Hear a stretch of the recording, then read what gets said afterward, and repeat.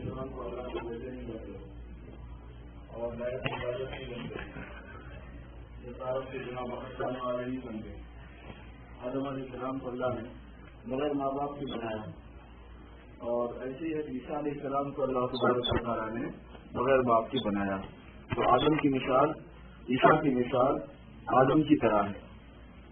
جو اللہ پاک اپنی قدرت دکھانے کے لیے یہ نظام رکھے ہیں کہ یہ بھی بتانا چاہتے ہیں کہ ہم چاہیں تو بغیر ماں اور باپ دونوں، اور اگر ہم چاہیں تو بغیر باپ کے صرف بغیر ماں کے صرف باپ سے کر دیں، جیسے حوا کو پیدا کر دیا، حوا کو عورت بیچ میں نہیں ہے، اور عیسیٰ حضرت آدم علیہ السلام کی پتلی سے پیدا کر دیا ان کو، اور اگر ہم چاہیں تو بغیر باپ کے پیدا کر دیں صرف ماں سے، جیسے کہ حضرت عیسیٰ علیہ السلام کو کیا۔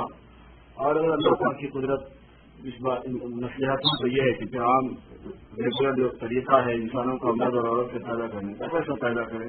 یہ چاروں شکلیں اللہ پاک کی قدرت کی ہیں، تو اس لیے اس کی وجہ سے کہ عیسیٰ بغیر باپ کے ہوئے اللہ کا بیٹا ان کو کہنا صحیح نہیں ہے، اللہ کی نشانی ہے۔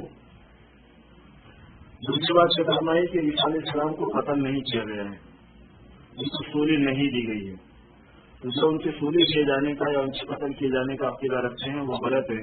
اللہ پاک نے فرمایا کہ ہم نے ان کو آسمان پر اٹھایا ہے۔ تیسری بات یہ فرمائی گئی یہاں پر کہ جو اہل کتاب ہیں ان سے آپ لوگ یہ کہو کہ تم بھی توحید کے قائل ہیں، ہم بھی توحید کے قائل ہیں۔ توحید میں بیچ میں توحید کے معنی میں گڑبڑ کر کے کسی کو بیٹا بنا دیا، کسی کو کچھ بنا دیا، بقیہ آسمانی کتاب جن کے پاس آئی اور آسمانی علم جن کے پاس آیا، پیغمبر جن کے پاس آئے، ان کی بنیاد توحید پر ہوتی ہے، لا الہ الا اللہ پر ہوتی ہے۔ تو تم اللہ کے علاوہ کسی اور کی عبادت نہیں کریں گے، اس بات میں تو جمع ہو جاؤ، اس کو تصریح کر لو، کیونکہ یہ تو تمہارا بھی عقیدہ ہمارا بھی عقیدہ، اور تمام آسمانی کتابوں میں یہ بات ہوتی ہے۔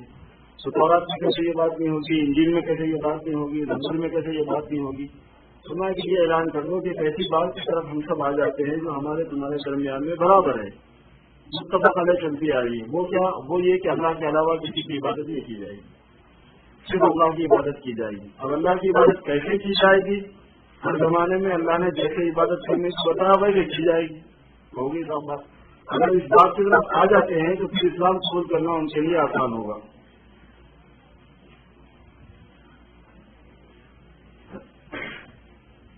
حضرت ابراہیم علیہ السلام جو ہیں وہ نہ یہودی تھے نہ نصرانی تھے، بلکہ وہ مسلم تھے، ان کو مسلم کہا گیا، ولکن کان حنیفا مسلما۔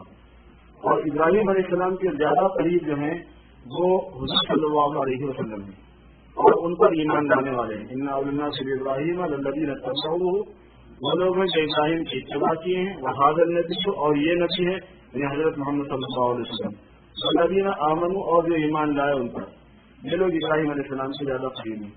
ابراہیم علیہ السلام کی شخصیت سب لوگوں کے پاس متفق علیہ ہے، اور ہر کوئی ان کو اپنے ساتھ خریدنا چاہتا ہے کہ وہ ہمارے تھے۔ اللہ تعالیٰ نے اس کے بارے میں وضاحت فرما دی کہ وہ نہ یہودی تھے نہ عیسائی تھے، وہ مسلم تھے، اور ان کے اگر کوئی قریب ہے بالکل موافق ہیں تو وہ حضور صلی اللہ علیہ وسلم ہے، اور ان کو ایمان لانے والے ہیں، یہ بتایا۔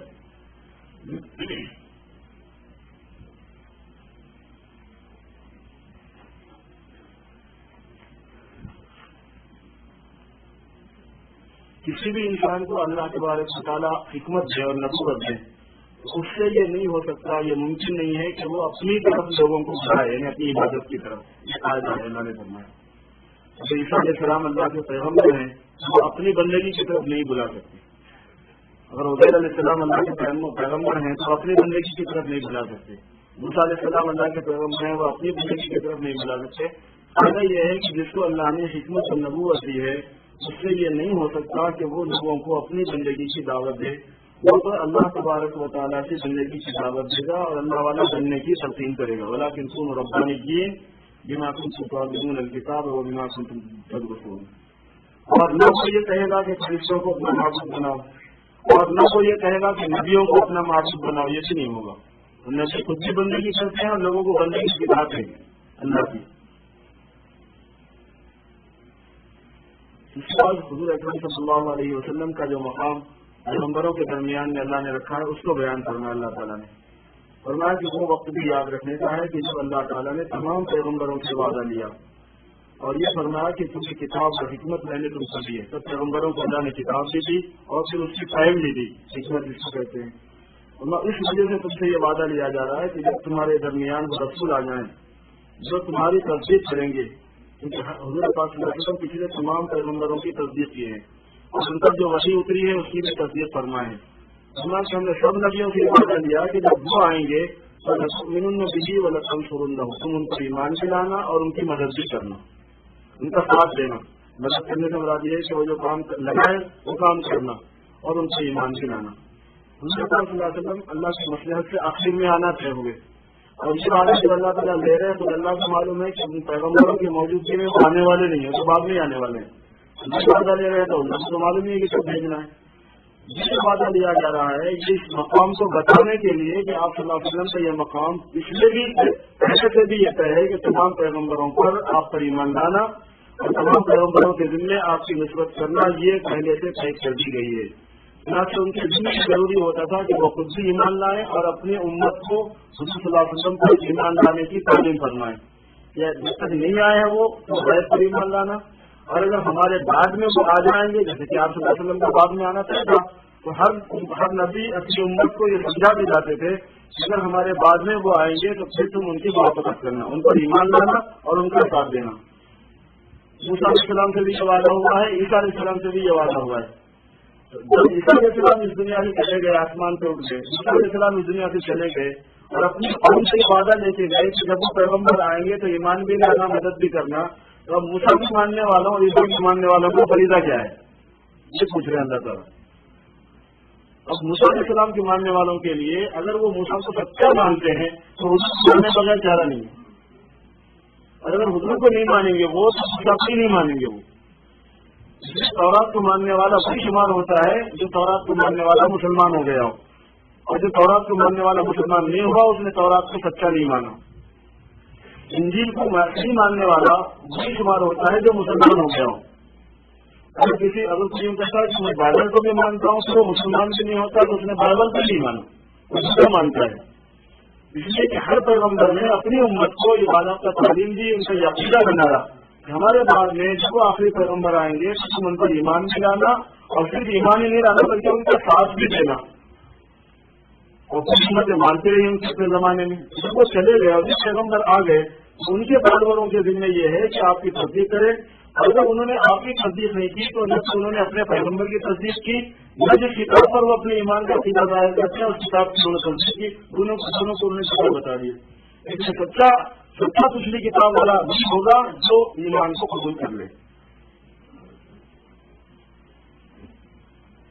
اور پھر اس کے بعد اللہ تعالیٰ نے فرمایا کہ اللہ نے جو دین مقرر کیا بس وہی دین اللہ کے یہاں مقبول اور معتبر ہوتا ہے. ہر زمانے میں جو پیغمبر آئے اس زمانے میں وہ دین اللہ نے مقرر کر دیا تھا. جسے موسیٰ علیہ السلام کے زمانے میں کتاب اتری تو آپ کے اوپر عمل کرنا ضروری تھا، اس کے جو پیغمبر ہیں موسیٰ علیہ السلام ان کو ماننا ضروری تھا. اگر موسیٰ علیہ السلام کے زمانے میں موسیٰ علیہ السلام کو نہیں مانے تو اللہ کے دین کو اس نے نہیں مانا. عیسیٰ کے زمانے میں عیسیٰ علیہ السلام کے زمانے میں جس نے عیسیٰ کو نہیں مانا اور انجیل کو نہیں مانا تو اس نے اللہ کے دین کو نہیں مانا. حضور پاک صلی اللہ علیہ وسلم کے زمانے میں جس نے حضور کو نہیں مانا اور قرآن کو نہیں مانا تو اس نے اللہ کے دین کو نہیں مانا. اور ہر زمانے میں جو اللہ کے دین کو نہیں مانے گا اس کی نجات نہیں ہوگی، جو اللہ کے دین کو مانے گا اسی کی نجات ہوگی. جب ہم غیر دین اللہ دین اللہ یبغون وَلَهُ أَسْلَمَ مَن فِي السَّمَاوَاتِ وَالْأَرْضِ، ہر سے تم کو تھوڑا سا اختیار دیا تاکہ تم مسلمان بنو. جن کو ہم نے تمہارے علاوہ جتنی مخلوق بنائی ہے وہ سب مسلمان ہیں. وَلَهُ أَسْلَمَ مَن فِي السَّمَاوَاتِ وَالْأَرْضِ، کہا آسمانوں میں اور زمینوں میں جتنی مخلوق ہے ان کو انہیں پڑھنی نہیں پڑتی، دعوت دینے نہیں پڑتی، مسلمان بنانا نہیں پڑتا، وہ تو سبھی مسلمان ہیں. ایک تمہیں کیسے ہو مانتے ہو نہیں مانتے ہو، مانتا ہے تو نہیں مانتے.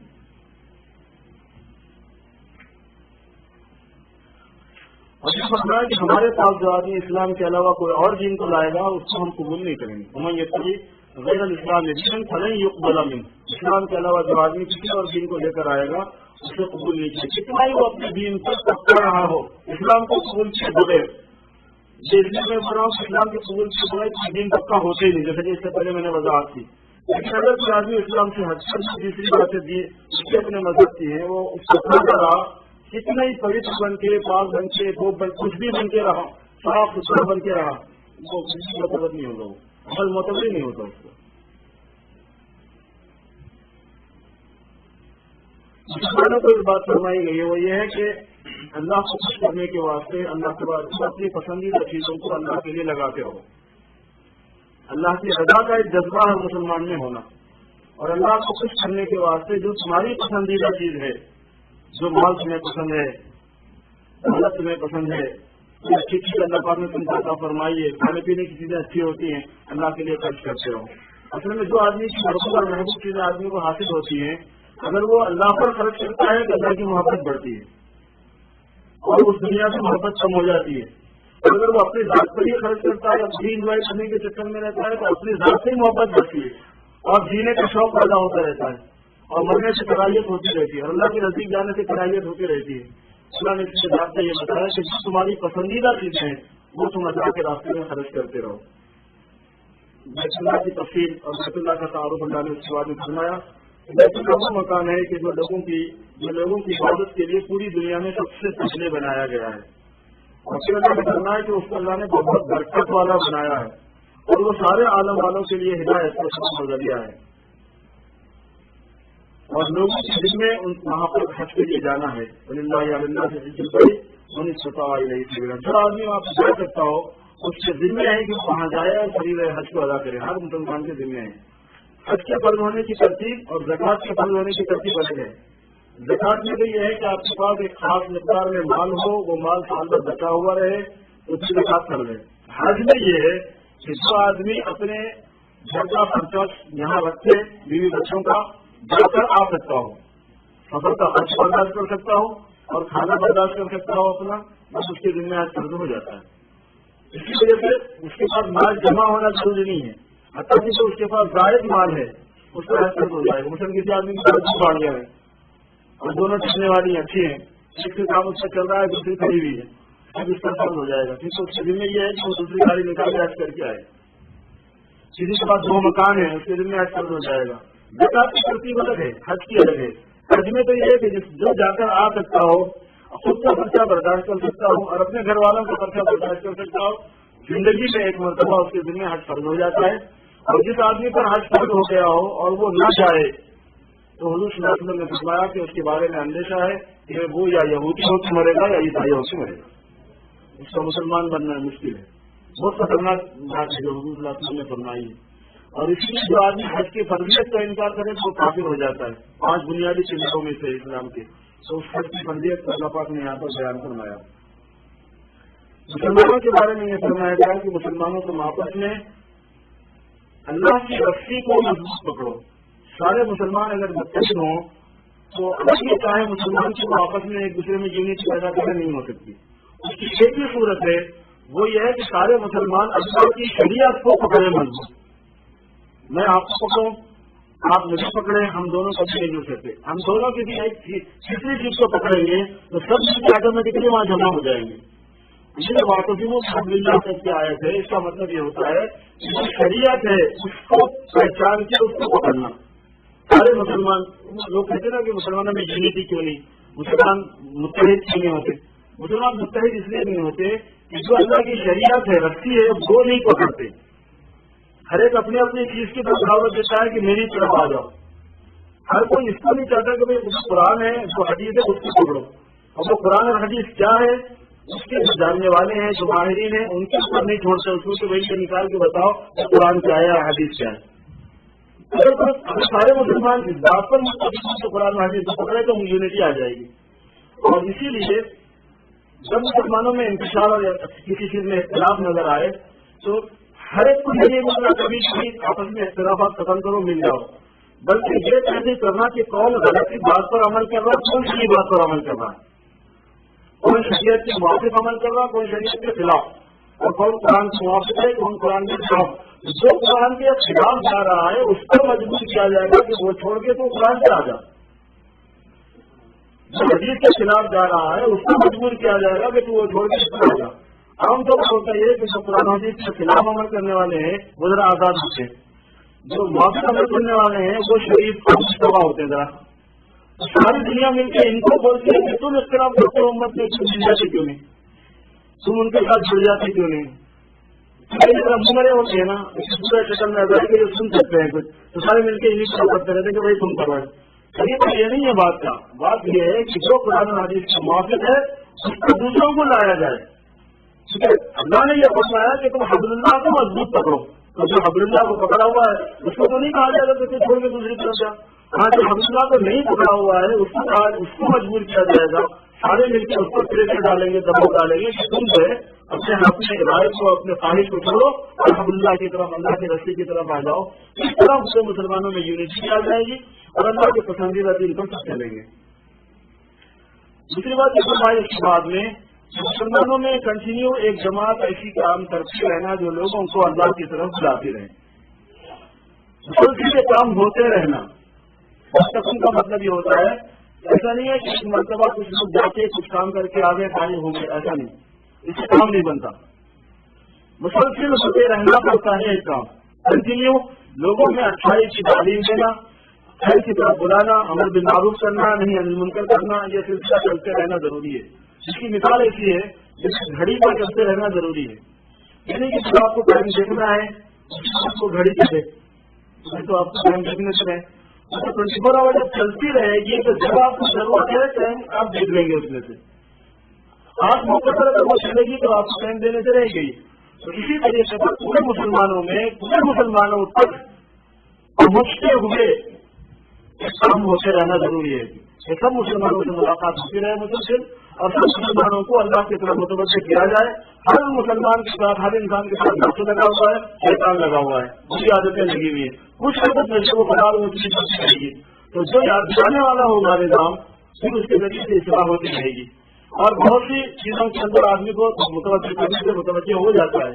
تو اس لیے قرآن پاک میں جگہ جگہ یہ اور آج جو پڑھا گیا اس میں 2 جگہ یہ مضمون ہے. بلکہ اللہ تعالیٰ نے یہودیوں کے بارے میں بتایا کہ یہودیوں میں بھی کچھ ایسے لوگ تھے, اسرائیل میں بھی کچھ ایسے لوگ تھے, اس کا بھی بیان ہے. سوا من اہل کتاب سارے ایک نہیں ہے. وہ امت القائمۃ یتلون آیات اللہ یأمرون بالمعروف وینہون عن المنکر ویسارعون فی الخیرات یہ بھی کام کرتے تھے. اسی وجہ سے جو یہ کام کرنے والے تھے ان میں سب مسلمان ہو گئے تھے.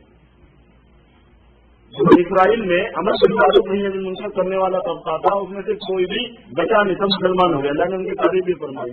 عبداللہ بن سلام ہے اور دوسرے بہت سے حضرات ہیں ایسے. نے ان کی تعریف فرمائی کہ ایک مسلمانوں میں مسلسل اس عمل کا ہوتا رہنا کہ جس کی وجہ سے دین زندہ رہے اور مسلمانوں میں تازہ رہے, اس کی فکر ہو. اس میں ترتیب یہ ہوتی ہے کہ ایک ہی جگہ ہمیشہ ایک ہی آدمی ہمیشہ جاتا رہے, یہ صحیح نہیں ہوتا.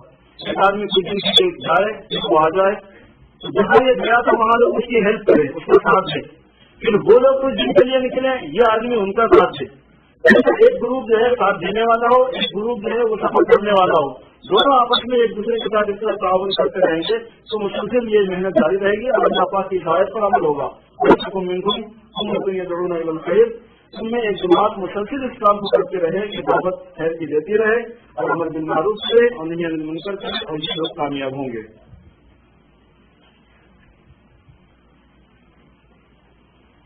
پھر اس کے بعد جنگ بدر, یہ جنگ احد جو ہے اس کی تفصیلات اللہ پاک نے بیان فرمائی. جنگ بدر کی بھی اور جنگ احد کی بھی. اس میں جو واقعات بہت سے پیش آئے اس میں مسلمانوں کی بہت سے کام کی چیزیں تھیں اور بہت سی نصیحتیں اللہ پاک کی اس سے پیش آئی واقعات کے اعتبار سے, ان کو بہت تفصیل سے اللہ نے بیان فرمایا ہے. ایک بات اس میں یہ بیان فرمائی گئی کہ مسلمان کا عقیدہ جو ہے وہ اصل مرنے کے بعد کی زندگی کا ہے. ہماری اصل زندگی کیا ہے جو مرنے کے بعد آنے والی زندگی ہے, وہ انتہائی ٹیمپرری ہے, عارضی ہے, تجاری کے لیے. جب انسان مر جاتا ہے کسی کے اور بھی خاک میں یہ بات ہوگی کہ وہ مر گیا, لیکن ہمارے عقیدہ خاک میں یہ بات ہے کہ ہماری تو اصلی زندگی کی اسٹارٹنگ ہے, شروع ہو رہی ہے.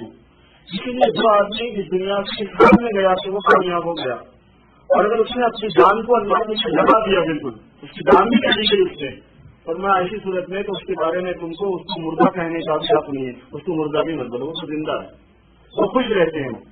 وہ پورا نظام پر روشنی ڈالی گئی کہ اس دنیا سے جانے کے بعد اللہ کے پسندیدہ جو بندے ہوتے ہیں ان کے ساتھ اللہ کا برتاؤ کیا ہے, وہ کیسا ٹائم گزار رہے ہیں, کتنے وہ خوش ہیں, کتنے بشار ہیں, کیسے وہ پیغام آپ کو بھیجتے ہیں, کیسا آپ کو سلام بھیج رہے ہیں, اور کیسے اپنا میسج انہوں نے آپ کو دیا ہے, وہ وہاں کی کیا کر رہے ہیں اس وقت میں. یہ سب اللہ تعالیٰ نے تفصیلات اس میں بیان کروائی ہے. اسی لیے اللہ کی بندگی والی جو زندگی ہوگی اس پر رہنا ہے. اگر اس پر موت بھی آ گئی تو وہ موت بھی مبارک ہے. اس موت کے بعد میں جو زندگی ہے وہ ہمیشہ کی زندگی ہے, اور وہ موت نہیں ہے بلکہ زندگی ہے. یہاں تک اللہ نے فرمایا کہ اللہ کا یہ سبیل اللہ اموات, جو اللہ کے راستے میں مر جائے اس کو مردہ بولنے کا تمہیں حق نہیں ہے. وہ ہے نہیں مردہ, تم سمجھتے ہو وہ مردہ ہے, لیکن وہ تو مردہ ہے نہیں بلکہ وہ زندہ ہے. ان کو روزی دی جاتی ہے. اور یقین نہ آتا ہوں اللہ, جو اللہ نے ان کو دیا ہے وہ اس پر خوش ہے. ویسے شروع نبی علی اور بعد والے ہیں ان کو انہوں نے پیغام دیا ہے. انہوں نے کہا کہ ہم یہاں سے بڑھنے میں ہمارے مرنے پر تم غم مت کرنا, ہمارے بچوں کے چھوٹ جانے پر تم غم مت کرنا, ہم تو بہت مزے میں. اس کی تفصیلات بیان کی گئی. اس کا یہی ہے کہ مسلمان کا عقیدہ مرنے کے بعد کی زندگی پر ہوتا ہے, اور ہمارے زندگی گزارنے کا طریقہ اس دنیا میں یہ ہے کہ آخرت کی زندگی ہے مرنے کے بعد کی وہ کامیاب ہو, اس کے اندر ہم کو اللہ تعالیٰ کی رحمت ملے, اس میں جنت ملے, اس میں رحمتیں ملے. وہ سوچ کے آدمی اس دنیا کی زندگی کو گزارتا ہے. ایمان والوں کے بارے میں اللہ نے ایک بات یہ ارشاد فرمائی کہ ایمان والے اللہ تبارک و تعالیٰ کو ہمیشہ یاد کرتے رہتے ہیں. لیٹے ہوئے بھی ہیں, کھڑے ہوئے بھی ہیں, بیٹھے ہوئے بھی ہیں, چلتے پھرتے بھی ہیں, اور اللہ پاک کی نشانیوں میں غور و فکر کرتے رہتے ہیں.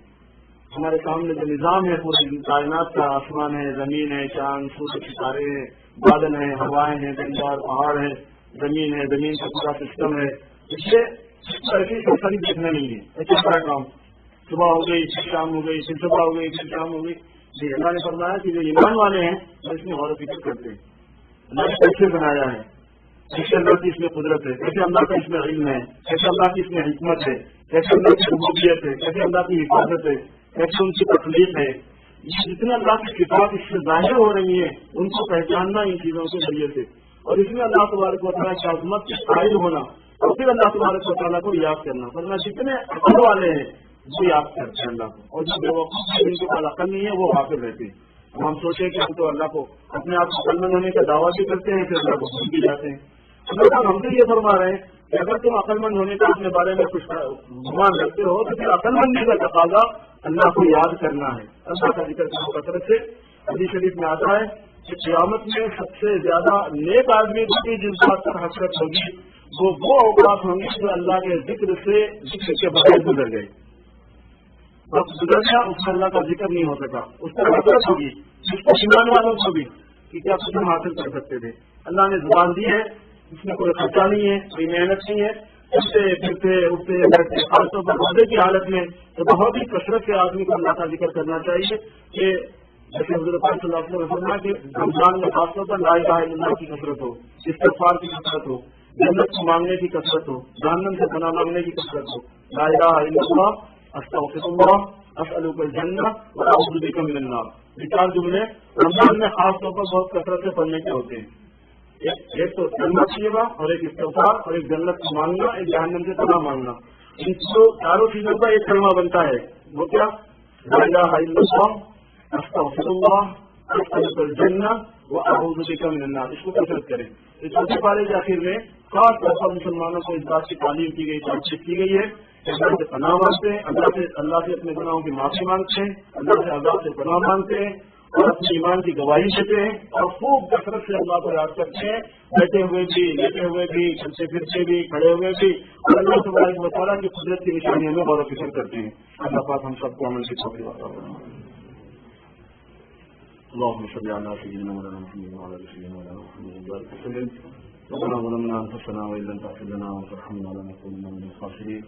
اللهم انك عفو كريم تحب العفو فاعف عنا يا كريم.